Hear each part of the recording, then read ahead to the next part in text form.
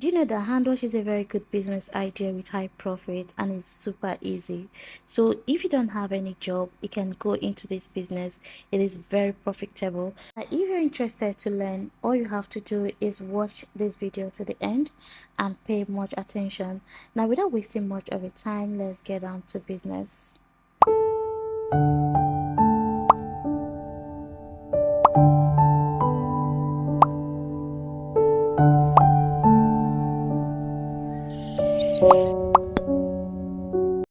Hi friend, welcome back to my channel. I hope you're doing good. In this video we'll be learning how to make hand wash, and to make your hand wash here are all the requirements.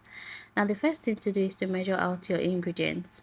The first ingredient I have here is Texapon, and I'm using 150 grams of Texapon. Now the second ingredient I have here is sodium chloride, which is salt, and this is our normal table salt. So for the salt, we'll be needing a total of 105 grams. But the first thing to do is to measure 85 grams of salt, and that is what we are starting with. So you measure 85 grams, and I'll tell you when to measure the remaining 20 grams. So after measuring out the 85 grams, you can then go on with the production.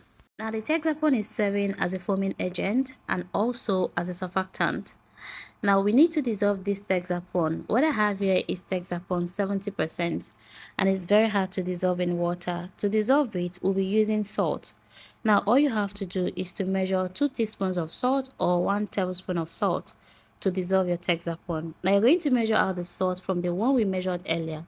Now remember, earlier on we measured out 85 grams of salt, and out of the 85 grams we'll be taking 1 tablespoon or 2 tablespoons to dissolve our Texapon. Now this is actually the type of Texapon that is sold in Nigeria, Texapon 70%, and it's very hard to dissolve in water. So to dissolve it, you need to either use salt or you can use sodium sulfate or sulfonic acid. But because we don't need sulfonic acid and sodium sulfate in this production, we'll be using sodium chloride, which is our normal table salt. So you're going to add the salt in the Texapon and stir properly before adding water. Now what we're making here is 2 liters of hand wash. So you start by measuring out your water. So you get your water and then you can start adding it bit by bit as you stir to dissolve the Texapon and properly mix the salt with the Texapon, just as you're seeing it in the video.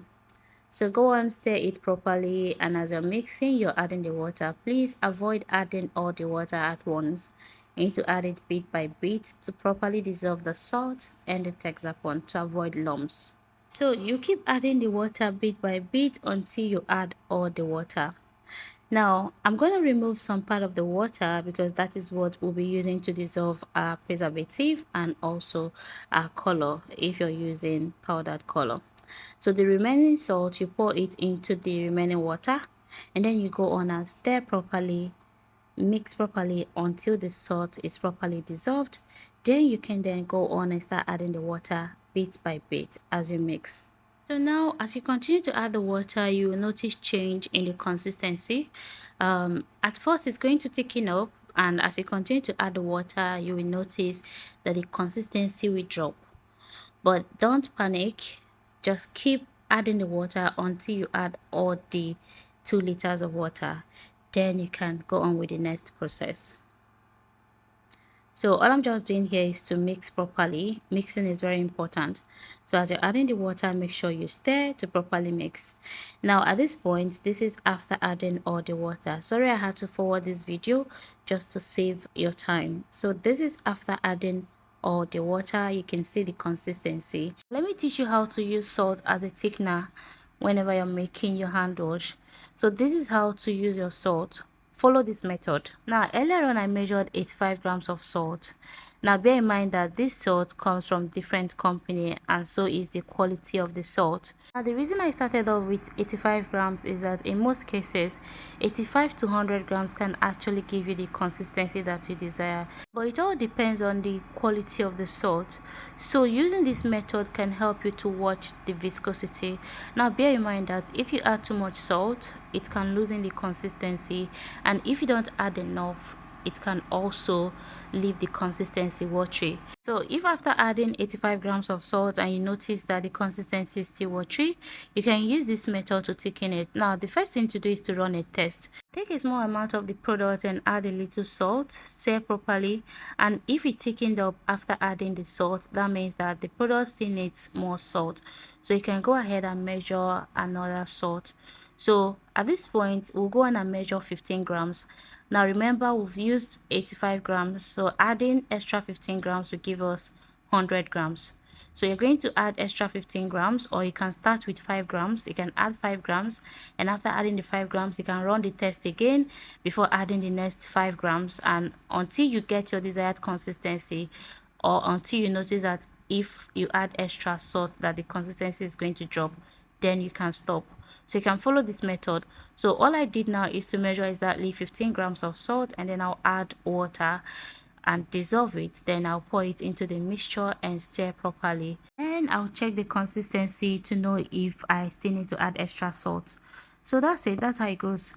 So after measuring exactly 15 grams, I'll add water, then dissolve, then I'll pour it into our mixture, then stir properly. And after mixing it well, I'll check the consistency to know if I'm going to repeat the same thing again. So that's exactly the method you should follow if you're using salt as your thickener, especially when you're making your hand wash or your liquid soap. So after adding it, I'll stir to mix properly, and after that I can check the consistency to see if adding extra salt can improve the consistency or reduce the consistency. So that's exactly how to follow this step. If not, you might make mistake. Now remember, if you add too much salt, it's going to loosen the consistency. It's going to make your product watery, and if you don't add enough, it will make it watery. So using this step can help you to regulate the quantity of the salt that you're adding. So you can do that again. So this is after adding the 15 gram. You can see the consistency not really thick. So we're going to do this again to see if adding extra salt can improve the consistency or reduce it. So this is the way you can actually follow up with this to make sure that you don't spoil your product, because if you add too much salt, you will spoil your product and it will become watery. So now you can see after adding the salt, you can see the consistency that it actually did thickened up, so which means that we are still going to add extra salt. You need to use this method because these salt have different quality. So you might actually work with 80 grams and it will thicken your soap. So that's it. Please take note. Now all I'm doing here is to measure exactly 5 grams, and after that I'll go on and dissolve it with water, just as we did earlier. So go on and dissolve it with water, and after that you pour it into the product and stir properly, and also make sure you mix properly. You can take about a minute or two to mix before adding any other ingredient. So it's very important that after adding each of the ingredients that you stir properly before adding another one. So after adding the salt, I'll go on and stir properly, and after mixing for like a minute, this is the consistency I have right now, and I'm okay with it because after adding the following ingredients, it's going to thicken up more. So at this point, I'm okay with this consistency. Now let me show you what happens when you add too much salt. Now as you can see, we already got a thick consistency here. So if you move on to add extra salt, it will affect the consistency. So I'm going to repeat this again. I'm going to add a little bit more of salt just to show you what will happen if you add too much salt. So please pay close attention and make sure you're jotting things down, because this will actually help you during your production, especially if you are producing a max. If you're producing a max, making sure that you work with the accurate measurement is very important so that you avoid any mistake. So it's basically the same thing we did earlier. Add salt, dissolve in water, and then we pour it into the product, stir properly, and now you can see the consistency has actually changed. So we're going to do it again. We are still going to dissolve another salt, and then we add it, then you will notice the real difference. So I'll take a little bit salt again, dissolve in water, and then I'll pour it. And then I'll stir to mix, then you can see the change. Now pay attention. This is what happens if you add too much salt. If you add too much salt, you're going to experience something like this. The consistency will drastically change. Now you can see the consistency. That's exactly what happens. And at this point, no matter the amount of salt you add, your product will become watery. So it's no longer going to thicken your product once the salt is too much. So you need to make sure you follow it this way to get the exact thickness that you desire. Then you can stop adding the salt. Don't work with someone's measurements, because if you're working with my measurement, I might be using a different salt that has more quality than your own. So my measurement might actually not work for you. So you can run this test, or you can follow this method to make your own hand wash, and also to get the thickness. Or even when you're making your liquid soap, you can use this process to get the thickness. That's if you're using salt as a thickener. So that's it. I hope you got something from that. So after adding the salt, now this is the consistency we have. So we proceed to add the remaining ingredients. It's very easy to make. It's super easy, and the ingredients are very few and also very easy to get. So you can see the consistency is perfect. So all I'm going to do now is to add foam booster, and for the foam booster I'm going with cocoa B10. Now I like using cocoa B10 because it actually adds extra surfactant effect in your product, which simply means that it can increase the thickness or the consistency of your product. So it's serving as a surfactant and also as a foam booster. So for the cocoa B10 we're using 50 ml. Now after adding the cocoa B10, go on and stir properly. Now at this point I would advise you to use a stick blender, or you can use a whisk. It's very important that you mix properly. So please, after adding the cocoa B10, you can introduce your whisk or your stick blender. Is very important. Or if you have a hand mixer, you can also use your hand mixer. So that's it. Now moving on. With the help of the cocoa B10, you can see that the consistency has really improved, and that's exactly how we want it. So please do not add extra water when you get this consistency. So make sure to mix properly, and after mixing well, you can then go on and add the remaining ingredients. Now remember, we still have water remaining, and that's what we're going to use to dissolve our following ingredients. Now before that, all you have to do is to check the pH of your product. So use your pH paper tester to check the pH, and after that you can just move on to the next process. So after checking the pH, I got pH 6. So I'll be using 2 grams of citric acid to bring it back to 5 or 4.7. So I measured exactly 2 grams of citric acid, and I'll be dissolving it with water before adding it. So all you have to do is to pour water, stir properly to dissolve before you add it. Now this is part of the water we removed earlier, and like I said earlier, we're using it to dissolve the remaining ingredients like your preservative, your color, your citric acid, and that's it. So you're going to use it to dissolve it, and after that, if anything is remaining, you can pour it into the products because it's still part of the 2 liters. So after dissolving the citric acid, I'll go ahead and pour it, and then I'll stir properly, and after that I'll check the pH. So that's it. Just go on and stir properly. Make sure to mix very well. Mixing is very important, so please make sure to mix properly. And after that you can go on and check the pH, and after checking your pH you can then move on to the next process. So this is the pH we have now, which is pH 5, so we're going with it. So the next thing to add is mica color. Adding mica color is totally optional. You can do without it. It's just for beauty. So if you want to add mica color, you can use between 2 to 3 grams. Mica color is just a pearlizing agent. It will give it the shining or glittering effect. So that's just the purpose of adding mica color. It's totally optional. You can do without it.